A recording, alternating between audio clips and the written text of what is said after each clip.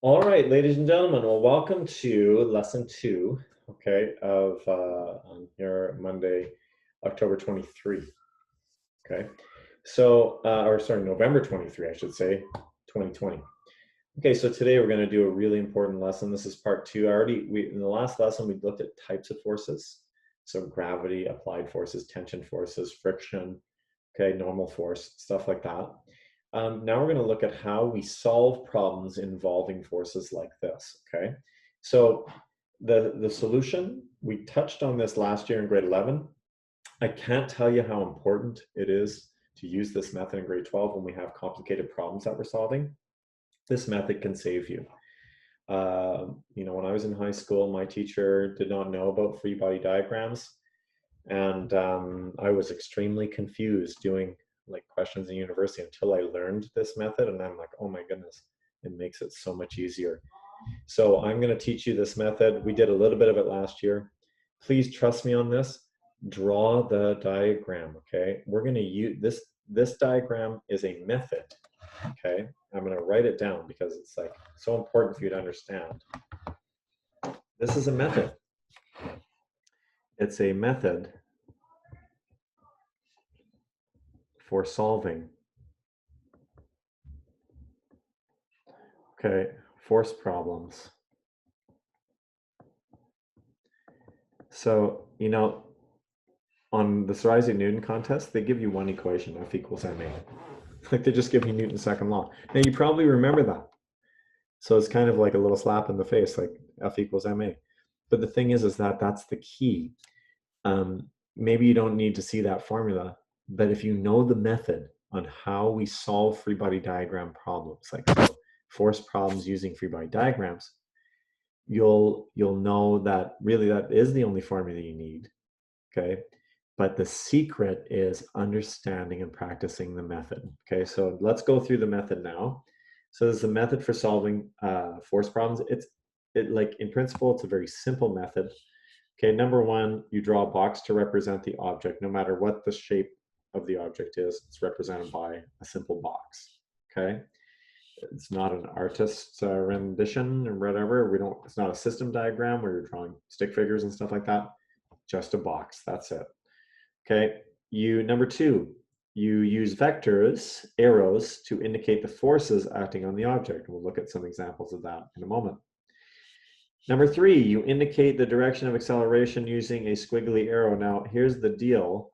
Since we're using components, there may be, whoops, may be two words, more than one component. More than one non-zero, whoops, component to the acceleration. Okay, so we use a component method for sure. Okay, and we're going to be breaking it down using components in 2 dimensions. And then we use Fnet equals ma to solve for each component. And the key word is each component. Okay, now sometimes you can solve a problem by only looking at one component. It depends on the question. Most of the time, you have to use both components, and then it's going to be 2 equations and 2 unknowns. Okay, and you'll see what I mean when we go ahead and solve it.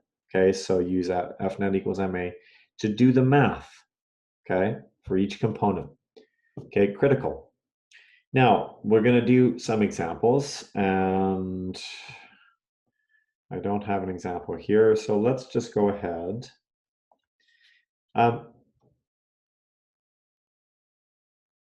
Yeah, okay, so here, let me put a little star here. Unlike in grade 11, very often,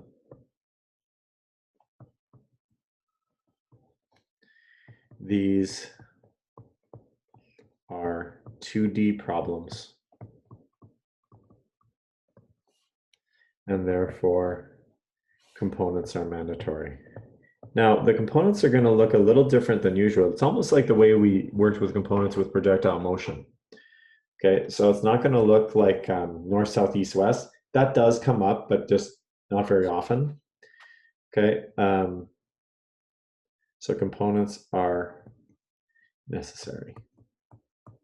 Okay, so we use the component method, but it's going to look a little different. Usually it's horizontal and vertical components, that kind of thing. Okay, so let's do an example here. And the example I like to do is the dice in the mirror. That was my first example. What I like about this is it's a pretty complicated little, it's simple, but it shows everything you need to show. It's kind of like well, let's call it a dicey problem, pardon the pun. Okay, so look, let's say you're driving a car, and I'm sorry if my car looks horrible, okay? And what's happening is, here's our driver, okay? Let's say here's the driver here. And they've got a mirror here with a dice hanging down. And the dice is hanging down, swinging backwards whenever the car accelerates forward. Okay, so let's make that little angle in there. Let's say it's 30 degrees with the vertical. Now, normally it would hang straight down. Okay, but when the car's accelerating, it swings back to an angle. At this particular acceleration, it's hanging back 30 degrees from the straight down vertical position. Okay, now my question for you here is quite simple. What's the acceleration of the car? I think you agree that this angle that the dice will swing back, okay, depends on what the acceleration is. So these two things are connected. So that angle, is that enough information for you to determine the acceleration? And the answer is yes, it is. Okay. So what we're going to do, I'm sorry, I didn't mean the keyboard to show up there. So let's draw a free body diagram. And in this case, we're interested not in the car, but in particular, the dice that's in the car. Now, rule number one, we represent it with a box. Now ask yourself, is there gravity acting on the dice? Well, of course there is. It's on planet Earth. So that's straight down, and it's always straight down. Keep that in mind. Now, is there anything else touching the dice that could give an applied force? And the answer is there's only one thing. And that one thing is a string that's tying it to the mirror. Now that string is at an angle. And we know from the problem that this angle here is 30 degrees, okay? And so I'm gonna put that angle at the base using alternate angle theorem and parallel lines. So this is also 30 degrees on this side, okay? And that force is a force, I'm gonna label it, it's a force of tension because that is a string holding it up there. Now, some students are tempted to put a backwards force. Okay, that red vector does not exist. Okay, it does not exist. What's causing it? Just ask yourself, like, what is causing that force? And the answer is, well, there's nothing. Like inertia is not a force, right? So if you think of the object tends to stay at rest, you're right. Now listen, we know that it's accelerating forward, and what we're wondering is what that acceleration is. Now let me get rid of the red vector. Okay, the red vector does not exist. Whoops, I did not mean to get rid of my box. Let me fix that. So just erase the red one. Yeah, that's all. See, free body diagrams are easy to draw. Just ask yourself, is there gravity? And almost all the time the answer is yes. Put that straight down. And then, is there anything else that is touching the force, touching the object, I'm sorry, that could be treated as an applied force to the object? In this case, there's only one thing touching it, and that is the string. So that's the only other force. There's no other force there. Okay, now here's the deal. The acceleration is in the x direction. And what I'm going to do is I'm just going to note to you that the acceleration in the y direction, AY, I'm going to call it, is actually equal to 0. It's not accelerating. As long as the guy's accelerating forward at a certain rate of acceleration, it's just going to hold this position. So AY is 0. Okay, remember we're doing components, right? X, in this case, X and Y. And we're wondering what the X acceleration is down here. That's the answer to the question. So how does this free body diagram help me to answer the question? Well, it helps me a lot, actually. Okay, so look, I know that this force of tension is off axis. Okay, like think of it like this. I have a y-axis and I have an x-axis. Gravity is on the y-axis. Okay, so this force is on the y-axis, but the force of tension is off axis. So that force of tension has two components. One of those components is straight up. The other component is horizontal. Okay, and in fact, it is this horizontal force, let me highlight it for you. It's that horizontal force is actually giving rise to this acceleration that we see down here, because that's the one that's unbalanced, right? So that, let me erase my yellow spot.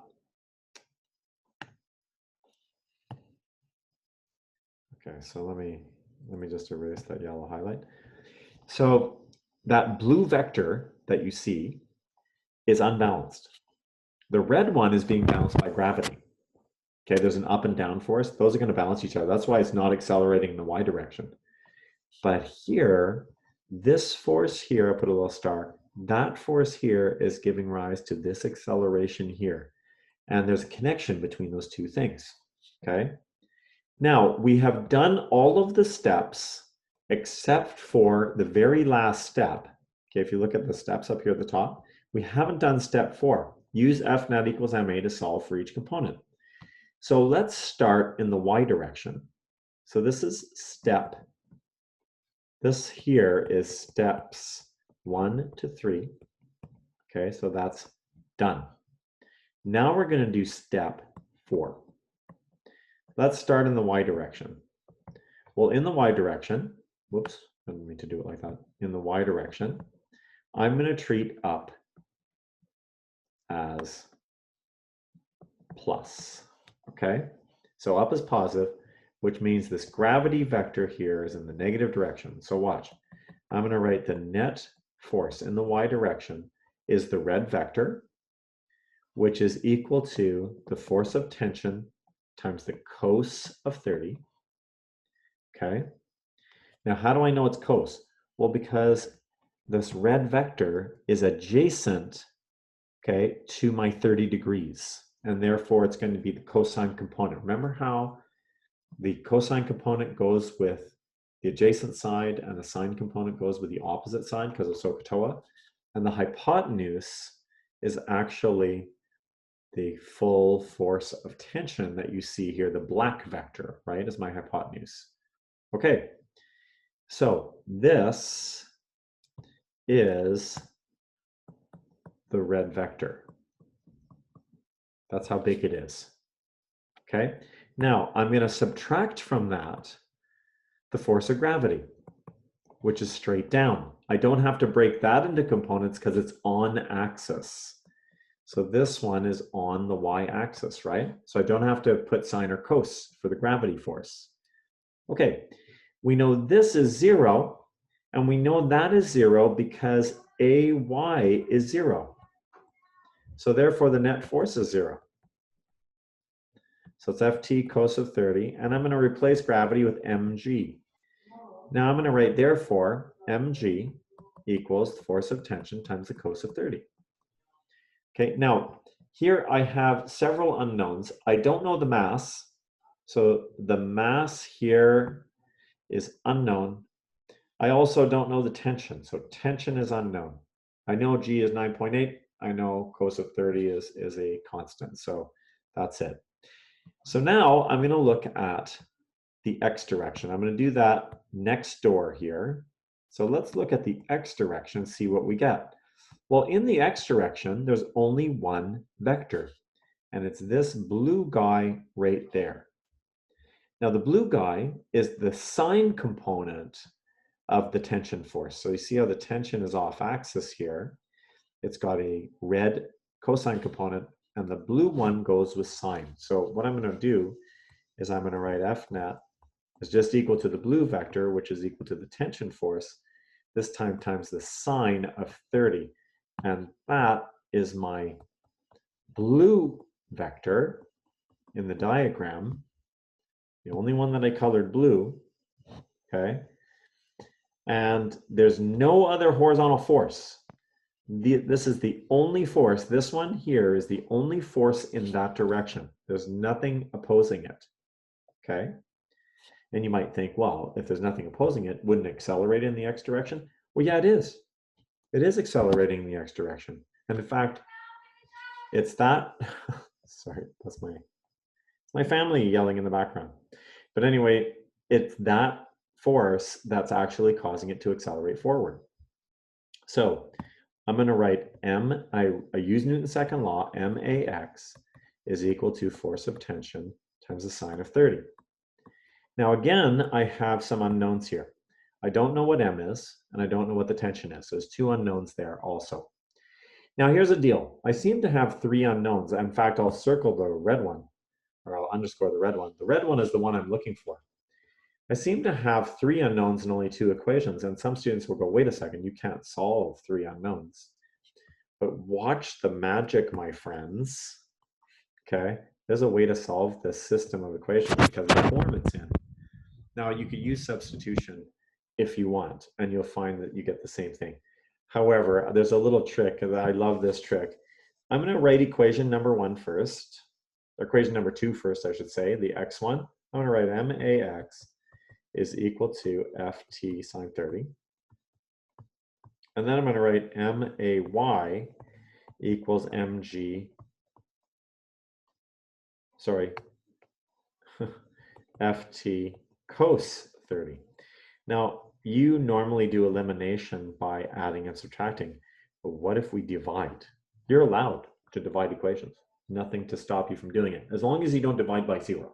And neither the left or the right side of these equations are equal to 0. I should have written, I'm sorry, I made a mistake in the second one. The second one is mg equals ft cos 30. All right, now let me divide these things. Mass cancels on the left side. The tension cancels on the right side. And lo and behold, everything I didn't care about canceled out, and I'm left with only one unknown, ax over g equals sine 30 over cos 30. Well, sine over cos, because you guys are trig geniuses, that's tan of 30, sine over cos. So I get ax over 9.8 equals a tan of 30. And so therefore, what is ax? Well, we can work it out. I'm just going to go tan of 30 times 9.8. Okay?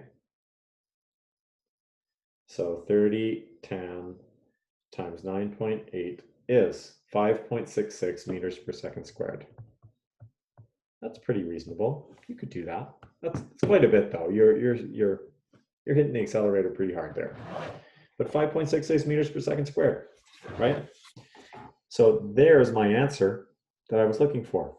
And look at how our method, like if you had to guess what this answer was just by looking at this picture, it's a pretty simple problem, right? Like we've seen these things swing back, okay, when your car accelerates. Well, depending on the rate of acceleration, that angle depends on what your rate of acceleration is. Well, now we see the connection. We see that this formula down here, where it says, where a of x equals g times the tan of theta, basically, that's a connection between those two things. And how we got there was using our method. Okay, so we use the component method, and we break it into two. We draw our free body diagram, we break down the off-axis vectors into components, and then we go ahead and use our two separate components, write down the Newton's second law for the net force, and then you solve two equations, two unknowns, or two equations, three unknowns in this case, but we got the answer we were looking for. All right, so that is the lesson for today. I don't want to throw too much at you at once, and I know that that's a lot for one day, but I do have a little bit of practice for you to try, okay? So here I have a worksheet. Wow, that's small. Okay, let me zoom in. Okay, so here's the deal. using this system, okay, can you understand the components in this problem, okay, in these problems? Let me do one for you, okay, and then I will let you kind of work your way through the rest. Here is the picture of a free body diagram of an object. We don't know what this object is, whatever it is, okay? We have several unknowns. Let me circle them for you. Where the force of gravity, the normal force, and also AX is unknown, okay? Now there's an applied force of 200 newtons. Let me circle the known information in blue. So the applied force is 200 newtons and there's some kind of frictional resistance force of 25 newtons. All right, so in this problem, can we find the force of gravity? Okay, acting on the object. See, there's a blank here for the force of gravity. Let's fill that in. What's the force of gravity? Well, we know that the force of gravity is mg. Okay, so what's the mass of the object? Well, it does tell us the mass right there. So we know the mass is 1.3 kilograms. So I'm going to go 1.3 times 9.8. And 1.3 times 9.8 is 12.74 newtons. So that's 12.74 newtons. There's one of my unknowns. Now, since AY is 0, that means the net vertical force must be 0, and therefore, this must also be 12.74 newtons right here. And that way, these two forces cancel out, okay? Because one's up, one's down, and they're both 12.74. Now, the net force in the horizontal direction is going to be 200 minus 25. So I'm going to write this, that, here, I'll just, no, I won't want to separate it there. I'll write it over here. We know that MAX will equal 200 minus 25. We always take the direction of the acceleration as positive. Well, that's 175. And we know that the mass is 1.3. So 1.3 AX will equal 175. So divide both sides by 1.3, which is the mass of the object. So 175 divided by 1.3.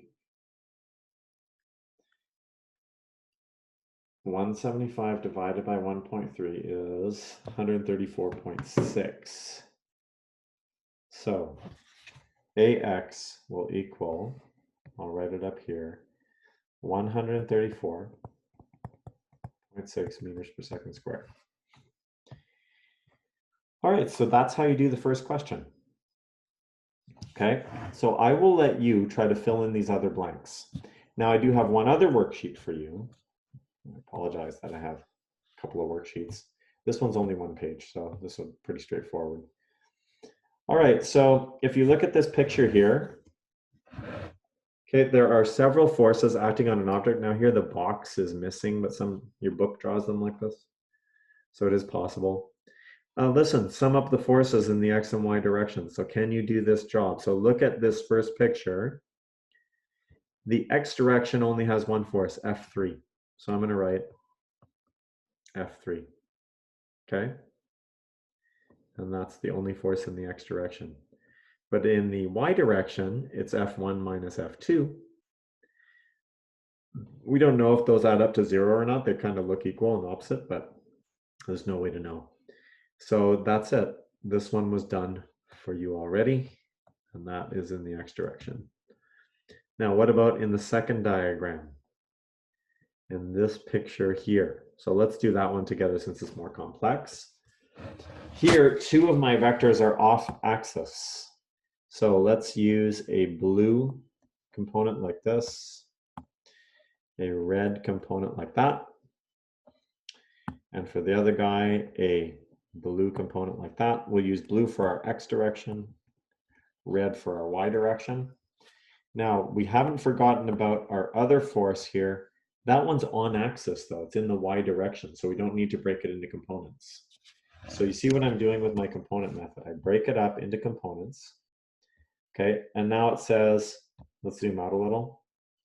Now it says, what is MAX? Well, The blue ones are going to be times cosine because they are adjacent to the angle theta. This one here is also adjacent, whoops. This angle here, let's call that theta there, theta 1, is also, gosh, I'm having a hard time. It's also adjacent to the blue vector. So the blue vector is adjacent, so it goes with cos. The red vector is opposite, so it goes with sine. And the quicker you can see that, the better it is for you. I'm going to treat to the right as positive. So I'm going to write, this is going to be f3 cos theta 3 minus f1 cos theta 1. Okay? Those are my two blue vectors. These are blue. Okay? Now, in the y direction, I have two vectors that are up and one vector that is down in the y direction. So I'm going to write that here. It's going to be different. I'm going to zoom in as much as I can. It's going to be f3 sine of theta 3 plus f1 sine of theta 1. So these are my two red vectors.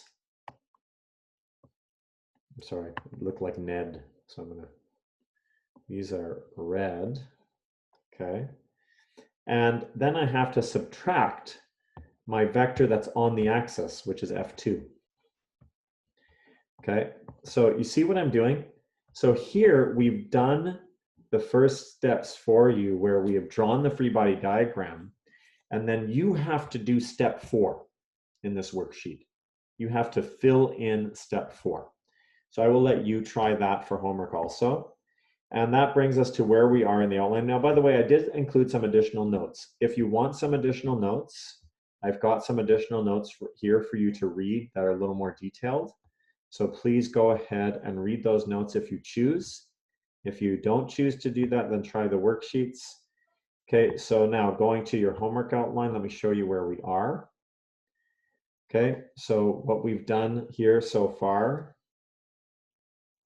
is we have now, I've given you the worksheets, okay, and free body diagrams. And now you can make over the next 2 days some genuine attempts at these problems. So for both Monday and Tuesday, we're going to be working on these worksheets, okay? So we have done Newton's second law, okay, and free body diagrams, tension and gravity. We've looked at some of these things.